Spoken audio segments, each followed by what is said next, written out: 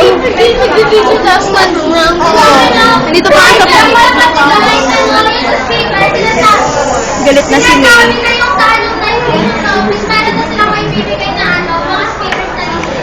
Kaya kung ano, pwede mag-inquire na lang kami.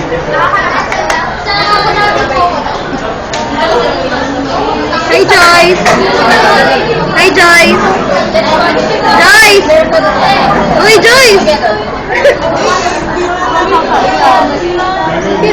Hindi makakatawa ko lang kasi. Video to. Walang iba. Sino para sa mga nanay? Mananawatar. Nanay daw, guys! Yung mga nanay po ito. Bakit kinatas na po?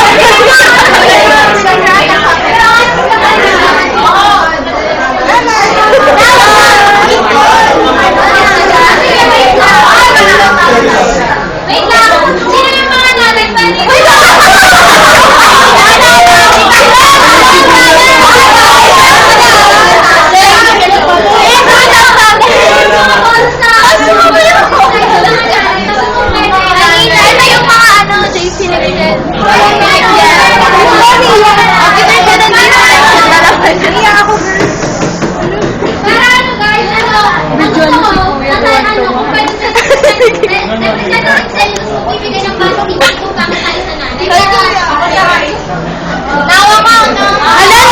Nanay na ba si Grace?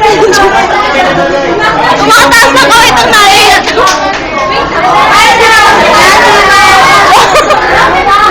Nanay ni Nana? Seryoso tayo dito. Hindi naman ako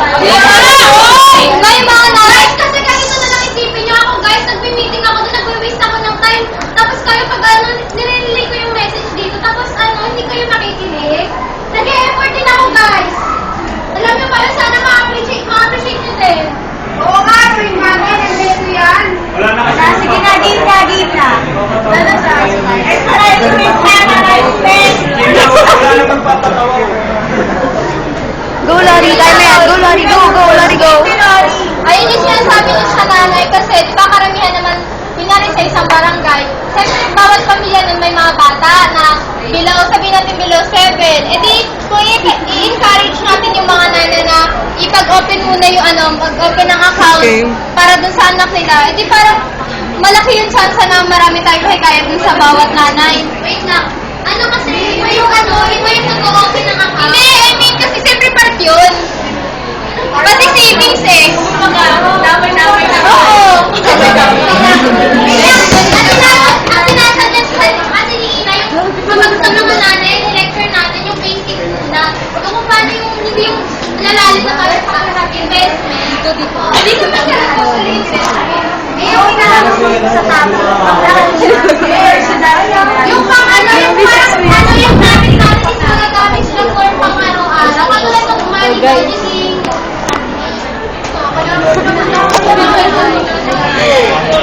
Guys, pakipatay naman yung video.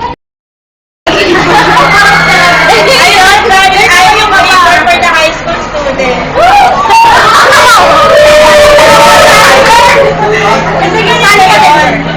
Kasi sabi nyo nga, tayo yung nagpatak sa kanila, tayo ba?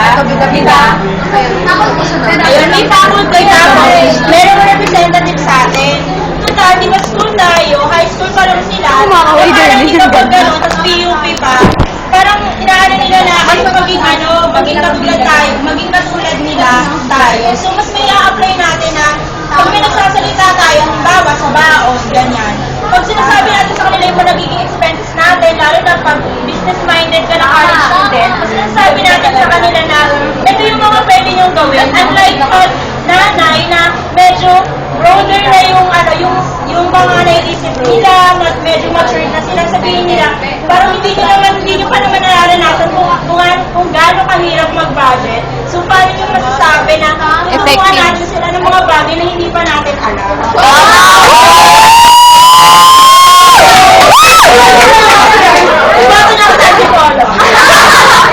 Hindi naman, makukuha na nanay, di ba? Kasi sabi natin sa kanila na ito yung mga dapat natin gawin na nakikita natin sa pagbabudget nila sa bahay.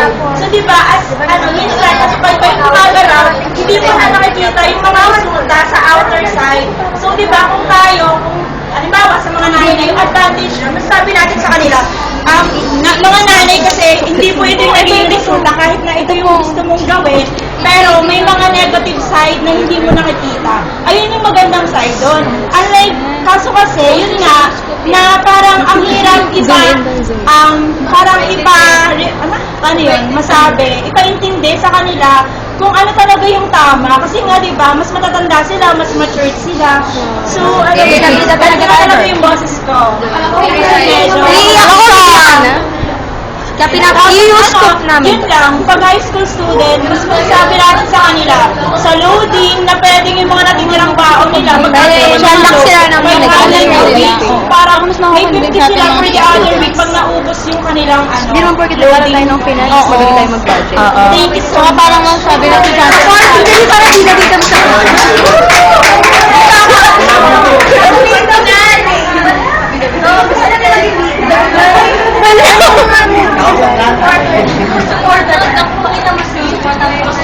Wala yung first wala malo. Kasi yung sinasabi ko sa inyo guys, guys, makinig na guys. Video lang pala yapon. Kaya parang kasi para sa akin ni Joy, mas okay kasi sa kasi girlie, hindi na kami tatlo. Para kasi di ba, kumbaga, yung pagtuturo natin, sisimulan natin sa ugat. Kasi di ba yung mga nanay, napagdaanan na nila to, tapos hindi nila alam na tayo kasi na-educate tayo tungkol dito. Kasi sila, di ba natin alam, syempre yung magandang itutok sana natin kung nanay yung kukuhain natin. Yung less na, alam niyo yun, hindi naman sa walang pinag-aralan, pero yung parang hindi naging sapat yung kaalaman nila tungkol dito. Kaso sa students kasi, kumbaga, sila yung ugat, yung mga magulang, puno na sila. Kumbaga, malago na sila eh. Parang, di ba nga, sabi nila, mas madaling turuan ng bata kaysa sa matanda. Tapos ang point ko sa students, since bata pa sila, namumulat na sila sa ganitong realidad. At namumulat na sila na ganito na yung ekonomiya ng bansa na kailangan talaga sa sarili simulan yung pagsisipin, ganyan. At promise, habang pagtanda nila, kapag naging puro na sila mula sa ugat, alam niyo yun, broad na yung alam nila tungkol doon. Tapos, isi-share pa nila na mula sa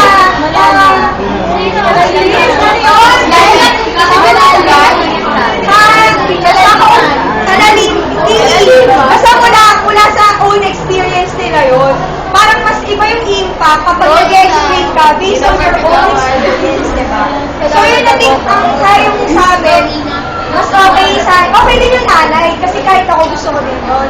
Kasi naisip namin, nag-discuss kami sa isa't isa, nag-isang namin si girl, kami tatlo, mas okay pala yung students para ma-ready sila in the